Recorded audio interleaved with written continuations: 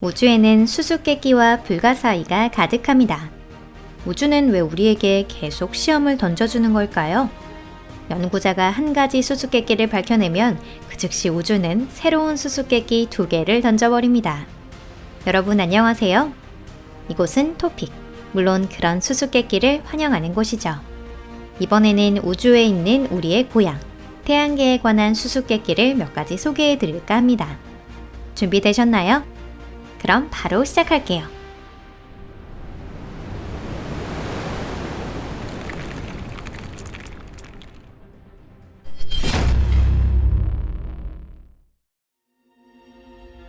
세드나의 궤도. 세드나는 장주기 해성을 제외하고 태양계 내에서 태양과 가장 먼 천체 중 하나입니다. 이 천체는 약 1만 1,500년이라는 어마어마한 시간을 들여 태양 주위를 돌고 있습니다. 그러니 세드나에서의 1년 전은 지구에서 아직도 마지막 메머드가 달리고 있던 때입니다. 또 지구의 인류 최초의 조상인 아르디피테쿠스가 출현했을 때부터 따지면 세드나는 겨우 500바퀴밖에 돌지 않았답니다. 세드나 자체는 그다지 특별한 점이 없습니다. 그저 작은 천체에 아마도 대기는 없을 것이며 지름 1000km 정도의 미네랄과 얼음으로 이루어진 얼어붙은 덩어리에 불과하죠. 천체의 가장 큰 수수께끼는 크게 치우친 타원형 궤도에 있습니다. 세드나는 그늘점에서는 태양의 766AU까지 접근하지만 원일점에서는 937AU까지 떨어집니다. 해성이 아닌 천체로서는 매우 특이한 공정 궤도를 그리고 있고 전문가는 세드나의 궤도를 설명하기 위해 다양한 설을 내놓고 있습니다. 그 중에는 알 수 없는 미지의 대질량 천체가 세드나의 궤도를 바꿨다고 생각하는 연구자도 있습니다. 이는 또 하나의 거대 행성일 수도 있고 혹은 태양을 주해하는 저온의 어두운 항성 미만의 천체, 즉 갈색 외성일지도 몰라요. 또한 수백 년 전에 일어난 천재지변으로 인해 세드나의 궤도가 영구적으로 바뀌었다는 설도 있습니다. 미란다, 우주의 프랑켄슈타인. 미란다는 천왕성의 위성으로 기존의 천체 중에서는 가장 작고 행성과 가장 가까운 위치를 돌고 있습니다. 미란다는 간신히 구형을 유지할 수 있을 정도의 크기를 갖고 있으며 최대 직경은 불과 480km입니다. 1986년 1월, 보이저 2호가 촬영을 위해 접근하기 전까지 이 천체에 대해 잘 알지 못했습니다. 천왕성과 그 위성은 회전 방법이 독특했기 때문에 미란다의 남반구만 관측할 수 있었습니다. 하지만 그것만으로도 전문가들을 당황시키기엔 충분했는데요. 천왕성의 위성인 미란다는 파편을 붙여놓은 듯한 모습을 하고 있었습니다. 이 위성은 전체에 걸쳐서 균열투성이었으며 대량의 크레이터나 산맥, 단구로 덮여 있었습니다. 또한 어떤 곳에서는 밝은 띠와 어두운 띠가 교대로 반복되는 기묘한 구조를 띠고 있었죠. 다시 말해 미란다의 표면은 그야말로 기하학 무늬가 뒤엉킨 상태였습니다. 도대체 어떻게 이런 불가사의한 현상이 일어난 걸까요? 여러 개의 천체가 어떠한 이유로 동결하여 만들어지는 것이 가능한 걸까요? 혹은 과거에 심한 운석비에 휩쓸렸던 걸까요? 이 수수께끼에 대한 해명은 차세대의 천문학자들의 손에 달려 있습니다. 세레스의 생명은 존재할까? 세레스는 인류가 소행성대에서 처음 발견한 천체로 최근 더욱 전문가들의 주목을 받고 있습니다. 세레스가 주변 동료들과 다른 점이 이 천체를 준행성까지 끌어올리게 한 크기뿐만은 아닙니다.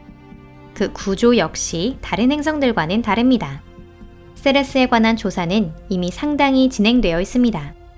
2015년에는 이 천체의 궤도상에 탐사기 돈이 투입되었고 돈은 그 후 몇 년을 걸쳐 이 준행성의 표면을 대량으로 촬영했습니다. 그리고 충격적인 사실을 알게 되죠.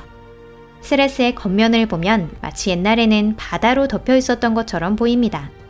여기서 수수께끼의 흰 반점 같은 재미있는 구조를 볼 수 있는데 이는 세레스에 얼음 맨틀이 존재한다는 것을 시사하고 있습니다. 그렇다면 이곳에 액체로 된 물이 존재할 가능성이 있는 걸까요? 세레스에서 활발한 지질 활동이 이루어지고 있다면 지표면 아래에는 거대한 지하 바다가 있을 것입니다. 거기에 생명이 존재할 가능성은 없을까요? 이에 대해서는 앞으로 차차 밝혀질 것입니다. 태양계의 기묘한 구조. 연구자가 막 외부 행성을 찾아 나섰을 당시엔 다른 은하계 역시 태양계와 비슷하지 않을까 하는 생각을 갖고 있었습니다. 하지만 태양계는 많은 부분에서 불규칙한 별이라는 사실을 알게 되죠. 이를테면 우주에서는 아주 흔한 존재인 슈퍼어스. 이는 단단한 지표면을 가진 거대한 행성으로 지구보다는 훨씬 크지만 해왕성보다는 작은 천체를 말합니다. 이외에도 거대 가스 행성이면서 항성과 가깝고 거리 역시 태양과 수성보다 가까워서 뜨거운 목성이라 불리는 천체도 자주 볼 수 있습니다. 하지만 태양계에는 슈퍼어스도 뜨거운 목성도 존재하지 않습니다. 게다가 대부분의 행성이 태양과 상당히 떨어져 있죠. 태양 이외의 항성의 경우 은하계 전체가 반경 1AU 내에 들어가는 것도 있고 심지어는 수성의 공전 궤도와 같은 반경 내에 들어가는 것도 있습니다. 한편 태양계의 경우 수성 궤도 내에는 소행성조차 존재하지 않습니다.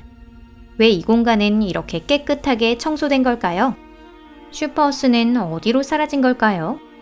왜 목성과 토성은 태양에서 이렇게나 멀리 떨어져 있을까요? 이러한 의문에 대해 전문가들은 통일된 견해를 내지 못하고 있습니다. 슈퍼어스가 존재하지 않는 이유는 아마도 태양계가 형성되는 단계에서 원시 행성계 원반에 저온이면서 난류인 영역이 없었기 때문일 것입니다. 그 후 거대한 천체가 형성되면서 공간을 깨끗하게 청소하고 난 뒤 서서히 태양을 향해 낙하합니다. 다만 이 설에 따르면 많은 불가사의 중 단 하나밖에 설명하지 못한답니다. 천왕성의 날씨. 천왕성은 그 자체가 수수께끼를 품고 있는 행성인데요. 그 독특한 자전만 해도 그렇습니다. 이 행성은 자전축이 크게 기울어져 있기 때문에 실제로는 회전하고 있다기보다는 약간 머리를 아래로 한 상태에서 옆으로 기울어 굴러가고 있다고 볼 수 있습니다.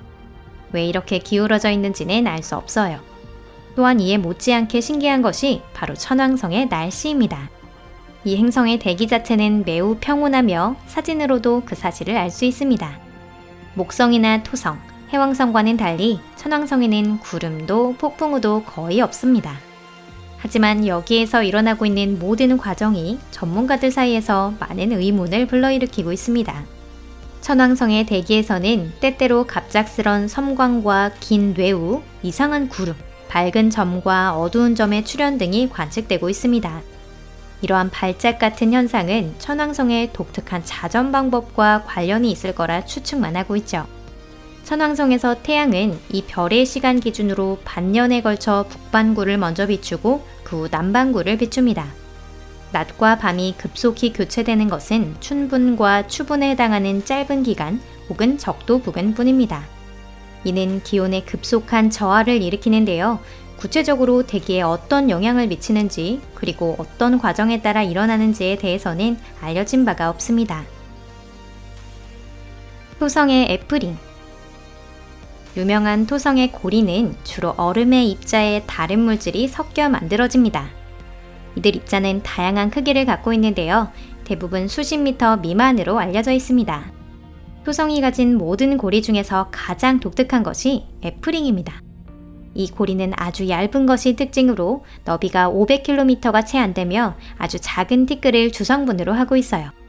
신기한 점은 애프링에서 때때로 밝은 섬광이 관측된다는 사실입니다. 링의 구조 역시 매우 변화무쌍해서 일주일 만에 몰라보게 변해버리죠. 이러한 링의 이상 행동은 이전까지는 토성이 가진 두 개의 위성 프로메테우스와 판도라의 영향 때문이라고 알려져 있었습니다. 하지만 최근의 연구에 의하면 애프링에 실제로 간섭하고 있는 것은 프로메테우스 뿐이라고 하고요. 또한 프로메테우스의 중력만으로는 링의 수수께끼를 모두 설명할 수 없다는 사실도 함께 알게 되었습니다. 태양계의 수수께끼에 관한 오늘 영상은 여기까지입니다. 끝까지 시청해주셔서 감사합니다. 영상이 마음에 드셨다면 좋겠네요. 만약 아직이라면 채널 구독과 좋아요도 꼭 눌러주세요. 그리고 주변 친구들에게도 저희 영상을 소개해주세요.